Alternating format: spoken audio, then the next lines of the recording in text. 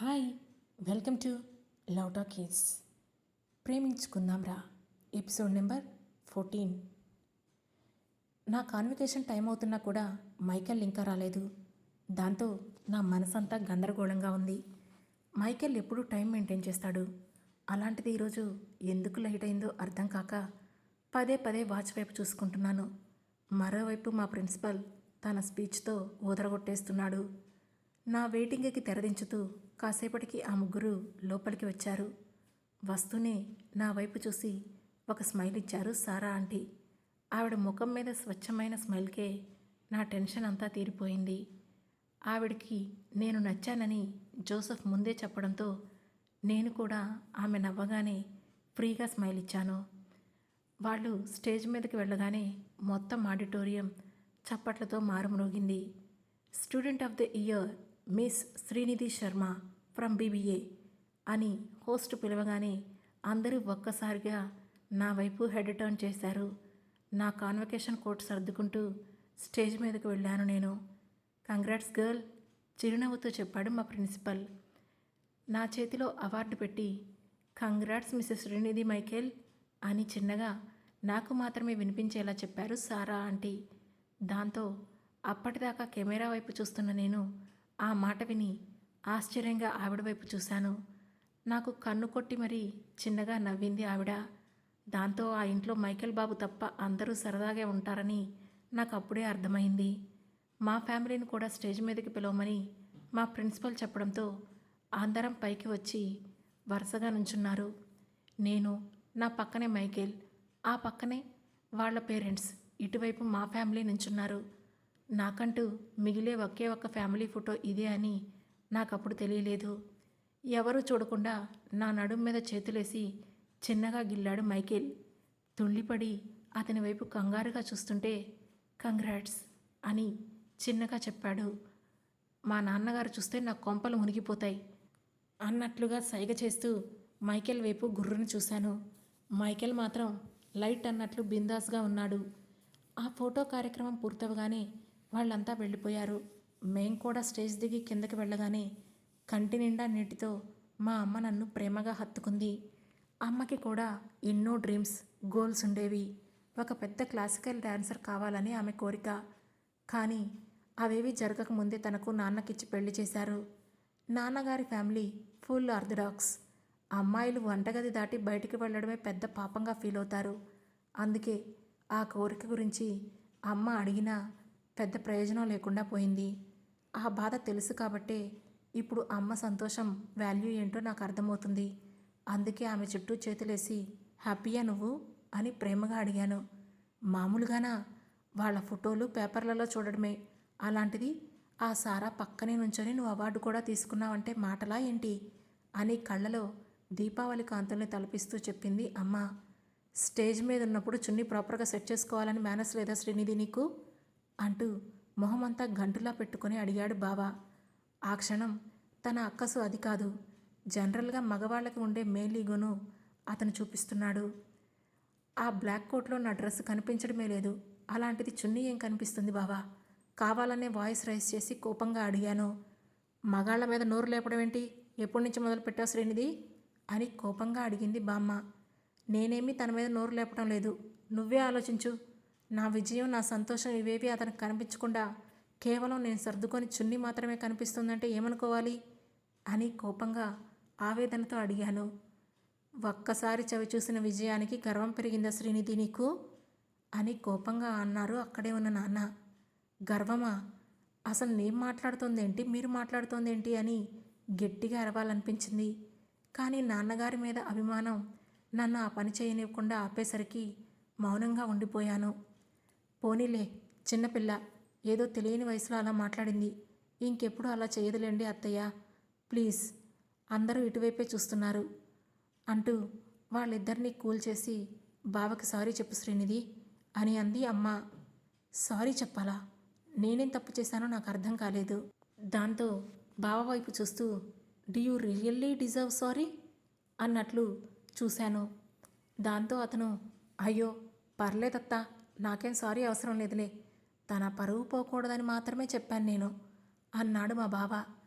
ఒక క్షణం పాటు తన మీద అసహ్యం వేసింది. తన తప్పును కవర్ చేసుకోవడానికి నా మీద నిందనెట్టడం ఏంటో నాకు అర్థం కాలేదు. దాంతో విసుగ్గా బావ వైపు చూశాను. ఇంకెప్పుడు అలా మాట్లాడకు శ్రీనిధి అని నా మీద కోప్పడింది అమ్మ. "ఉమ్" అని చిన్నగా చెప్పాను. ఇంటికి వెళ్ళి డ్రెస్ మార్చుకొని ఫోన్ పట్టుకున్నానో లేదో, చదువు చదువు అన్నావు, ఇప్పుడు దాని చదువు కూడా అయిపోయింది కదరా, ఇక పెళ్లి చేసేద్దాం అంటూ స్టార్ట్ చేసింది మా బామ్మ. దాంతో నా వైపు చూశారు నాన్నగారు. సోఫాలో కాళ్ళొప్పుకుంటూ కూర్చున్న నేను ఒక్క నిమిషం కాస్త కుదురుగా కూర్చొని నాన్న వైపు చూశాను. అప్పుడే పెళ్ళి నాకు ఇష్టం లేదు అని చిన్నగా చెప్పాను. కానీ ఆ మాటను పట్టించుకోకుండా నేను వెళ్ళి గురువుగారితో మాట్లాడి చూస్తాను అని సీరియస్గా చెప్పారు నాన్నగారు. దాంతో నేనేం చెప్పినా వాళ్ళు వినరని నాకు అర్థమైపోయింది. అందుకే ఇక నా ప్రయత్నం అప్పుడు ఆపేసి మా బావ గురించి నిజాలు ఇంట్లో ఎలాగైనా అందరికీ తెలిసేలా చేయాలని ఫిక్స్ అయ్యాను. అది మనసులో పెట్టుకొని తర్వాత రోజు ఉదయం ఆఫీస్కి వెళ్ళాను. మైకిల్ ఆ రోజు మీటింగ్ పని మీద ఢిల్లీ వెళ్ళాడని తెలిసింది. దాంతో వెంటనే జోసఫ్ దగ్గరికి పరిగెత్తాను. ఏంటి రన్నింగ్ రేస్ అని అడిగాడు జోసఫ్. నువ్వు నన్ను ఈవినింగ్ పబ్కి తీసుకువెళ్ళు అని డైరెక్ట్గా అడిగాను. వాట్ అంటూ కళ్ళు చిట్లించి నా వైపు చూశాడు జోసఫ్. ప్లీజ్ జోసఫ్, చాలా ఇంపార్టెంట్, నా లైఫ్కి సంబంధించిన విషయం అనుకో, ఎలాగైనా సరే ఈరోజు మనం పబ్కి వెళ్ళాల్సిందే అని అన్నాను. మా అన్నయ్యకి తెలిస్తే చంపేస్తాడు, నేను చచ్చినా నిన్ను తీసుకెళ్ళను అని చెప్పాడు జోసఫ్. ప్లీజ్ ప్లీజ్, ఇంకెప్పుడు అడగను, ఇదే ఫైనల్, ఈ ఒక్కసారి అని బ్రతిమాలుతున్నా కూడా జోసఫ్ కరగడం లేదు. దాంతో రూట్ మారుస్తూ, ఓయ్ నీ వదినగా మిస్సెస్ మైకేల్గా అడుగుతున్నాను, తీసుకెళ్తావా లేదా అని అడిగాను. నువ్వెలా అడిగినా సరే నేను తీసుకెళ్ళను, అయినా అదేమైనా గుడి అనుకుంటున్నావా ఏంటి అని కళ్ళు చిట్లిస్తూ అడిగాడు జోసఫ్. సరే ఫైన్, నువ్వు తీసుకెళ్ళకపోతే నేను ఇంకెవరితో అయినా వెళ్తానులే, కానీ ఏదేమైనా నేను మాత్రం పబ్బుకు వెళ్ళే తీరాలి, వెళతాను కూడా అంటూ మంగమ్మ శపథం చేసేశాను. ఆ మాటతో అసలు ఏంటంత ఎమర్జెన్సీ నీకు అని చిరాగ్గా అడిగాడు జోసఫ్. నేను తెలుసుకోవాల్సిన విషయాలు కొన్నున్నాయి అని అన్నాను. ఏం తెలుసుకోవాలి, కొంపతీసి డ్రింక్ చేస్తావా ఏంటి అని చిన్నగా అడిగాడు జోసఫ్. వాట్ అని కళ్ళు ఇంతలు చేసుకొని నేను అడుగుతుంటే, ఒకవేళ అదే అయితే చెప్పు, ఇంట్లో ఎలాగూ స్టాక్ ఉంది, మనిద్దరం ఇంట్లోనే డ్రింక్ చేసేద్దాం అని ఐ వింక్ చేశాడు జోసఫ్. ఇడియట్, నేనేమైనా తాగుబోతున్నా అని కోపంగా జోసఫ్ మీద పడి కొట్టేస్తుంటే నన్ను ఆపుతూ, మరి దేనికి తల్లి, ఇంకేముంటాయి పబ్లో, అబ్బాయిలైతే అమ్మాయిలను చూడటానికి వెళ్తారనుకోవచ్చు, కానీ నీకేం పని అక్కడ అని జోసఫ్ సిబిఐలా క్వశ్చన్స్ వేస్తుంటే చిరాకొచ్చి, నీకు అమ్మాయిని చూడటానికి వెళ్ళాలి అన్నాను. అక్కర్లేదులే, దానికి ఇంకా టైం ఉందిలే, కానీ నిజం చెప్పు అని రెట్టించాడు జోసఫ్. ఓకే ఫైన్, మా బావ చేసే పనులన్నీ ఫొటోస్ తీసి ఇంట్లో వాళ్ళకి చూపించడానికి నేను పబ్కి వెళ్ళాలి అని చెప్పాను. ఆ మాటకు నువ్వెందుకు వెళ్ళడం, నేను ఇంకెవరినైనా పంపిస్తానులే, వాళ్లే ఫొటోస్ తీసిస్తారు అని అన్నాడు జోసఫ్. నో, అలా అయితే మీ అన్నయ్యకి ఏ విషయం గురించి చెప్పేదాన్నిగా, నిమిషంలో నా ముందు ఫొటోస్ ఉండేవి, కానీ నాకు అలా వద్దు, అతన్ని రెడ్ హ్యాండెడ్గా పట్టుకోవాలి, అలా అయితేనే నేను ఇంట్లో పెళ్ళి క్యాన్సిల్ చేయించగలను అని అన్నాను. ఆర్ యూ ష్యూర్, అసలు అయినా ఇదంతా నీకు అవసరమా, డైరెక్ట్గా ఫొటోసే చూపించవచ్చు కదా, వాళ్లే పెళ్ళి క్యాన్సిల్ చేస్తారు అని అన్నాడు జోసఫ్. అవి ఫోటోషాప్ చేయించానని కూడా అతను చెప్పగలడు, తను అలాంటివాడే, నేను డైరెక్ట్గా చూస్తే ఇంకెలాగో బుకాయించలేడు కదా, అందుకే అన్నాను. దాంతో కన్విన్స్ అయిన జోసఫ్, సరే వెళ్దాం, బట్ మా అన్నయ్యకి మాత్రం నేను తీసుకెళ్లాలని నువ్వు చెప్పకూడదు అని అన్నాడు. అస్సలు చెప్పను అని ప్రామిస్ చేశాను. ఓకే అయితే ఈవినింగ్ 6కి మీ ఇంటి దగ్గరున్న బస్ స్టాప్కి రెడీగా అయ్యి వచ్చేసేయి అని అన్నాడు. ఓకే ఓకే అని గుసగుసగా చెప్పాను. ఈవినింగ్ ఇంటికి వెళ్ళేటప్పటికి ఇంకొక గుడ్ న్యూస్. అమ్మ నాన్న బామ్మ కూడా బావకి నాకు జాతకాలు చూపించడానికి మా సొంతూరికి వెళ్ళారని తెలిసింది.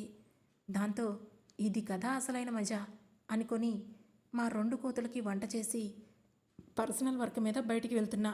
నైట్ రావడం లేట్ అవుతుంది, మీ ఇద్దరు మర్యాదగా భోంచేసి లాక్ చేసుకొని జాగ్రత్తగా పడుకోండి, నేను వచ్చే టైంకి కానీ మీరు టీవీ చూస్తూ కనిపిస్తే నేను నాన్నగారికి కంప్లైంట్ చేస్తాను, ఆ తర్వాత మీ ఇష్టం అని భుజాలు ఎగరేశాను. ఏంటి పర్సనలా అని ఇద్దరూ సాగతీశారు. పర్సనలే అంతే సాగదీస్తూ నేను కూడా బయటికి వెళ్ళిపోయాను. నేను బస్ స్టాప్కి వెళ్ళగానే అప్పటికే అక్కడ వెయిట్ చేస్తున్న జోసఫ్ నా కోసం కార్ డోర్ ఓపెన్ చేశాడు. క్యాజువల్స్లో ఉన్న తనని చూసి అబ్బో అన్నట్లు చిన్నగా నవ్వుతూ కళ్ళెగరేశాను. కానీ జోసఫ్ మాత్రం నన్ను పైనుండి కింద వరకు చూస్తూ, ఈ డ్రెస్లో వెళ్తే పబ్లోకి నాట్ అలౌడమ్మా, వెస్ట్రన్ డ్రెస్ వేసుకోవాలి అని అన్నాడు. వెస్ట్రనా? మా అమ్మకు తెలిస్తే చింత కొట్టి చింతరవి పెట్టేస్తుంది అని అన్నాను. అవును మరి, నువ్వే డైరెక్ట్గా వెళ్ళి నేను ఈ డ్రెస్ వేసుకొని పబ్కి వెళ్ళామని చెబుతావు కదా, అందుకే మీ అమ్మకు తెలిసిపోతుంది అని వెటకారంగా అన్నాడు జోసఫ్. అంతే అంటావా? అనుమానంగా అన్నాను నేను. అంతే, వీలైతే పబ్లో ఒక షాట్ కూడా వేసేయి, ట్రై చేస్తే ఏమవుతుందిలే అని అన్నాడు జోసఫ్. వద్దు, I hate alcohol, I am a teetotaler అని గర్వంగా చెప్పాను. ఓకే, యువర్ విష్ అని భుజాలు కదిలించి కార్ స్టార్ట్ చేసిన అతను కాసేపటికి మాల్ ముందు కార్ ఆపాడు. భయంగానే అతనితో కలిసి లోపలికి వెళ్ళాను. వెస్ట్రన్ డ్రెస్సెస్ ఉండే కార్నర్కి వెళ్ళి అక్కడున్న డ్రెస్సులు చూస్తూ, ష్యూరా వెస్ట్రన్ తీసుకోనా అని కన్ఫర్మేషన్ కోసం మళ్ళీ జోసఫ్ని అడిగాను. తప్పదు, అది రూల్ అన్నాడు జోసఫ్. సరే, ఫ్రాక్స్ వద్దులే కానీ జీన్స్ ట్రై చేస్తా, అట్లీస్ట్ బాడీ అంతా కవర్ అవుతుంది అని అన్నాను.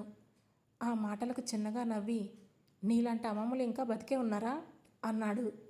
ఆ మాటకి మూతి ముడిచి కోపంగా చూస్తుంటే, నిన్ను తీసుకెళ్ళి మ్యూజియంలో పెట్టాలసలు అని మళ్ళీ నవ్వుతూ ఆట పట్టించాడు జోసఫ్. దాంతో జోసఫ్ అని కోపంగా అరిచాను. హో సారీ, పద డ్రెస్సెస్ చూద్దాం అని నన్ను లాక్కెళ్ళాడు. బ్లాక్ షర్ట్ కింద బ్లూ జీన్స్ తీసుకున్నా. బిల్ జోసఫ్ పే చేస్తుంటే వద్దని చెప్పి నేనే పే చేసి కారులోకి వెళ్ళిపోయాను. కారులో కూర్చోగానే నా చేతిని తన చేతుల్లోకి తీసుకొని, వదిన, నేను ఆల్కహాల్ తాగుతాను అండ్ స్మోక్ కూడా చేస్తాను, నువ్వు అక్కడ అవన్నీ చూసి షాక్ అవ్వకు, నీకు అబద్ధం చెప్పాలని అనుకోవడం లేదు, అందుకే ముందే చెబుతున్నా. పైగా ఈరోజు పబ్లో నా ఫ్రెండ్ బర్త్డే పార్టీ కూడా ఉంది, సో ప్లీజ్ ఎక్స్క్యూజ్ మీ అన్నాడు జోసఫ్. అది విని నేను కోపంగా గుడ్లు మిటకరించి చూస్తుంటే కొంచెం తడబడి, ట్రై చేస్తాలే మానేయడానికి అని సిన్సియర్గా చెప్పాడు జోసఫ్. దాంతో కొంచెం కూల్ అవుతూ అన్నాను. వెంటనే కార్ స్టార్ట్ అయ్యి నేరుగా పబ్ ముందు ఆగింది. మేమిద్దరం పబ్లోకి ఎంటర్ అవ్వగానే ఎదురొచ్చింది అమ్మాయిరా. ఆమెను చూసి జోసఫ్ ముఖం చిట్లించగా, నువ్వేంటి పబ్లో అని నన్ను యగాదిగా చూస్తూ అడిగింది అమ్మాయిరా. నేను రాకూడదని రూల్ అయినా ఉందా జోసఫ్? నాకు తెలీదే అని అన్నాను. అమ్మాయిరా, you just shut up and move అని విసుగ్గా అన్నాడు Joseph. This is public place Joseph, behave yourself అంతే కోపంగా చెప్పింది అమ్మాయిరా. లే, అసలు నీతో మాకు మాటలేంటి అంటూ అమ్మాయిరాను పక్కకు తోసేసి నేను లోపలికి వెళ్ళిపోయాను. జోసఫ్ నేను ఇద్దరం ఒక టేబుల్ దగ్గర కూర్చున్నాం. ఇంకా మీ బావ రాలేదనుకుంటా, ఈలోగా నువ్వేమైనా తింటావా, ఆర్డర్ చేయనా అని అడిగాడు Joseph. No outside food, only water అన్నాను. వెంటనే బేరర్ని పిలిచి, మేడంకి కావలసినన్ని గ్లాసెస్ వాటర్ ఇవ్వండి, వీలైతే హాట్ వాటర్ కూడా ఇచ్చేయండి అని అతనికి చెప్పి, సరే నువ్వు కూర్చొని వాటర్ తాగుతూ ఉండు, నేను మా ఫ్రెండ్స్ దగ్గరికి వెళ్తా, నువ్వు మాత్రం ఎక్కడికి వెళ్ళకు, ఏదైనా ఎమర్జెన్సీ అయితే వెంటనే కాల్ చేయి అని చెప్పాడు జోసఫ్. నేను ఓకే అన్నట్లు తలోపగానే, నిన్నిలా వదిలేసి వెళ్ళడం నాకు కూడా గిల్టీగానే ఉంది, బట్ నా ఫ్రెండ్ కదా, బర్త్డే చేసుకుంటున్నాడు, అలా అని నిన్ను కూడా అక్కడికి తీసుకెళ్దామంటే వాళ్ళు అక్కడ డ్రింక్ చేస్తారు, నీకు ఇబ్బందిగా ఉంటుంది, పోనీ నేనే ఇక్కడ ఉండిపోదామంటే ఫ్రెండ్ ఫీల్ అవుతాడు, సో తప్పడం లేదు అన్నాడు జోసఫ్. నువ్వెందుకు అంత సంజాయిషి ఇస్తున్నావు, వెళ్ళిరాపో అన్నాను నేను. దాంతో సంతోషంగా థ్యాంక్స్ వదినమ్మా అని చెప్పి వెళ్ళిపోయాడు జోసఫ్. ఆ తర్వాత అరగంట గడిచింది. మా బావ కనిపించలేదు. ఆ సిగరెట్ల పొగ మందువాసన మధ్య అస్సలు ఉండలేక ఇక జోసఫ్కి కాల్ చేయబోతుండగా అప్పుడే ఎంట్రన్స్లో నుండి లోపలికి ఎంటర్ అయ్యాడు మా బావ విత్ రిషిక. వెంటనే నా ఫోన్ ఆన్ చేసి సీక్రెట్గా వీడియో తీస్తూ వాళ్ళ వెనకే వెళ్ళాను. రావడమే పెద్ద గ్లాసు సురాపానాన్ని పొట్టలో పోసేశాడు బావ. అది చూస్తూ నా కళ్ళు పెద్దవైపోతుంటే వీడియోని ఇంకాస్త జూమ్ చేసి తీస్తున్నాను. అతను తాగి గెంతి డాన్సులు వేసి ఆ అమ్మాయిని దగ్గరగా లాక్కుంటూ మొత్తం గజిబిజి చేస్తుంటే నేను దాన్ని సీరియస్గా వీడియో తీసే పనిలో మునిగిపోయాను. కానీ ఇంతలో అర్జెంటుగా వాష్రూమ్కి వెళ్లాల్సిన అవసరం వచ్చింది. బహుశా అరగంట నుంచి అక్కడే వెయిట్ చేస్తూ వాటర్ తాగుతూ కూర్చున్నందుకు కాబోలు. అందుకే వీడియో ఆఫ్ చేసి గబగబా వాష్రూమ్కి వెళ్ళి 2 నిమిషాల్లో వచ్చేశాను. కానీ ఈలోగానే మా బావ, రితిక ఇద్దరూ అక్కడి నుంచి వెళ్ళిపోయారు. వీళ్ళు ఎక్కడికి వెళ్ళుంటారు అనుకుంటూ పబ్ మొత్తాన్ని కళ్ళతోనే స్కాన్ చేశాను. కానీ వాళ్ళు కనిపించకపోవడంతో నీరసం వచ్చేసి వెనక్కి వెళ్ళి నా చైర్లో కూర్చొని మళ్ళీ వాటర్ తాగాను. సగం తాగ్గానే వాటర్ టేస్ట్ మారినట్లు అనిపించడంతో సడన్గా ఆపేసి అనుమానంగా ఆ వాటర్ గ్లాస్ వైపు చూశాను. అప్పుడే అక్కడికి వచ్చిన బేరర్, మేడం ఆ వాటర్లో లెమన్ యాడ్ చేశారు, మీరు తాగుతారని మేము అనుకోలేదు అని చెప్పాడు. ఓ పర్లేదులే, లెమనే కదా అని మళ్ళీ ఆ వాటర్ను ఇంకొక సిప్ వేసేసరికి ఎందుకో గొంతు మొత్తం మంటగా అనిపించింది. అప్పటికే బేరర్ అక్కడి నుంచి వెళ్ళిపోయాడు. దాంతో ఏంటిది, లెమన్ వాటర్కి ఇంత మంటగా ఎందుకు అనిపిస్తుంది, నేను అర్జెంటుగా నార్మల్ వాటర్ తాగాలి అని అనుకుంటూ చైర్లో నుండి పైకి లేచాను. అప్పటికే మెల్లగా నా కళ్ళు బ్లర్ అవుతున్నాయి. అందరూ మనుషులు రెండు రెండుగా కనిపిస్తుంటే తడబడుతున్న అడుగులతో జనాలను తోసుకుంటూ ముందుకు వెళ్ళాను. ఇంతలో నా చెయ్యి ఎవరో గట్టిగా పట్టుకొని లాగినట్లు అనిపించింది. దాంతో చిరాకు పడుతూ, ఏయ్ లీవ్ మీ, నేను నా ప్రిన్స్ చార్మింగ్ దగ్గరికి వెళ్ళాలి అని అరుస్తూ గింజుకోవడం మొదలుపెట్టాను. కానీ నన్ను లాక్కెళ్తుంది ఎవరో కానీ వాళ్ళు కొంచెం కూడా నన్ను వదలడం లేదు. కాసేపటికి ఏదో రూమ్లోకి లాక్కెళ్ళి నన్ను చైర్లో కుదేసి ఆ పక్కనే కాలు అదిమి పెట్టి కోపంగా నా కళ్ళల్లోకి కళ్ళు పెట్టి చూశారు. కానీ నా ఎదురుగా ఉన్నది ఎవరో అప్పటికి కూడా నాకు అర్థం కాకపోవడంతో కళ్ళు నులుముకొని చూడడానికి ట్రై చేస్తూ, ఏయ్ ఎవరు నువ్వు, లే, నేను నా ప్రిన్స్ చార్మింగ్ దగ్గరికి వెళ్ళాలి అని అన్నాను. ఏయ్ చుప్ అని కసిరి కర్చీఫ్ తీసి నా మూతి చుట్టూ కట్టేశారు. ఆ మాట వినగానే ఈ గొంతు ఎక్కడో విన్నాను అనుకుంటూ బలవంతంగా కళ్ళు తెరిచి ఎదురుగా ఉన్న ఒక వ్యక్తి వైపు చూశాను. అప్పుడే ఆమె ముఖం మెల్లమెల్లగా క్లియర్ అవుతుంది. అది ఎవరో కాదు, అమైరా. దాంతో వెంటనే చిరాకు పడుతూ నేను కోపంగా తన వైపు చూడడంతో అమైరా ముందుకొచ్చి నా బుగ్గలు పట్టుకొని వత్తుతూ, అసలు ఎవరే నువ్వు, ఎలా వచ్చావు నా మైకల్ లైఫ్లోకి, ప్రశాంతంగా సాగిపోతున్న నా లైఫ్ని అతలాకుతలం చేసేస్తావా అని కోపంగా అడిగింది. అప్పటికే నా బుగ్గలు నొప్పి పెడుతూ ఉండడంతో కోపం పట్టలేకపోయిన నేను ఆవేశంగా నా కాళ్లతో అమైరా కాళ్ళ మీద తన్నేశాను. యూ స్లట్ అని కోపంగా అరిచింది అమైరా. అయినా నేను పట్టించుకోకుండా నా కాళ్లను తనకు తగిలేలా గట్టిగా విసురుతున్నాను. ఏంటి చూస్తున్నారు, మేక్ ఇట్ క్విక్ అని అరిచింది అమైరా. ఇంతలో ఎవరో వచ్చి నా కాళ్ళు కదలకుండా గట్టిగా పట్టుకొని నా నోటికి ఉన్న గుడ్డను తీసేశారు. దాంతో ఎంత గింజుకున్నా నేను ఇంచు కూడా కదలలేకపోయాను. అదే అదనుగా మళ్ళీ నా ముందుకు వచ్చి, నీ వల్లే మైకల్కి నేను ఆమడ దూరంలో ఉండాల్సి వస్తుంది, నేనే ఎంజాయ్ చేయాల్సిన పవర్ లైఫ్ నువ్వు ఎంజాయ్ చేస్తున్నావు, అసలు తోకచుక్కల సడన్గా ఎలా నువ్వు నా లైఫ్లోకి వచ్చావు, ఇంకొక 2-3 నెలలు నువ్వు గనక కనిపించకపోయి ఉంటే మైకల్తో నా పెళ్ళైపోయేది, అసలు ఏం కావాలి నీకు అని బుగ్గల్ని చేత్తో ఒత్తేస్తూ అడిగింది అమైరా. నా కాళ్ళు చేతులు ఎవరో పట్టేసుకోవడం వల్ల నాలో ఉన్న శక్తి సన్నగిల్లుతోంది. దాంతో అతి బలవంతం మీద నోరు తెరుస్తూ లీవ్ అని అడిగాను. Wait for 1 hour baby, just ఒక్కసారి నిన్నెవరైనా టేస్ట్ చేస్తే చాలు నా పని పూర్తయిపోతుంది.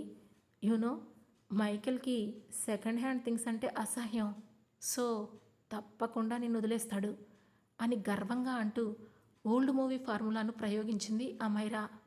Don't talk to me like that you idiot, వదులు నన్ను అని ఆవేశంగా అరుస్తున్నాను నేను. నా మైకేల్ను నాకు కాకుండా చేశావు, ఈ రోజుతో నేను నీ చాప్టర్ క్లోజ్ చేస్తున్నాను అని నవ్వింది అమైరా. నా చాప్టర్ కాదు, నువ్వు ఇలా చేశావని నా మైకేల్కి తెలిస్తే నీ చాప్టర్ క్లోజ్ అవుతుంది, హీ విల్ కిల్ యూ అని ముద్దగానే బెదిరించడానికి ట్రై చేశాను.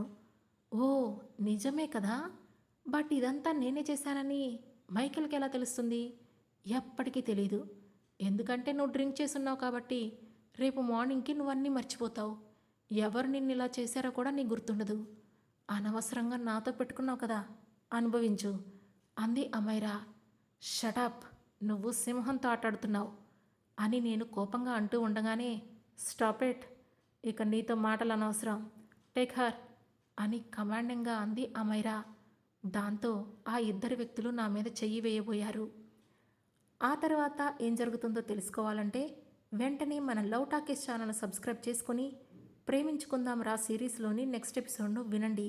మా ఈ కథ మీకు నచ్చినట్లయితే లైక్ చేసి, షేర్ చేసి, కమెంట్ చేసి, అలాగే హైప్ పాయింట్స్ కూడా ఇచ్చి మమ్మల్ని సపోర్ట్ చేయండి. Thank you.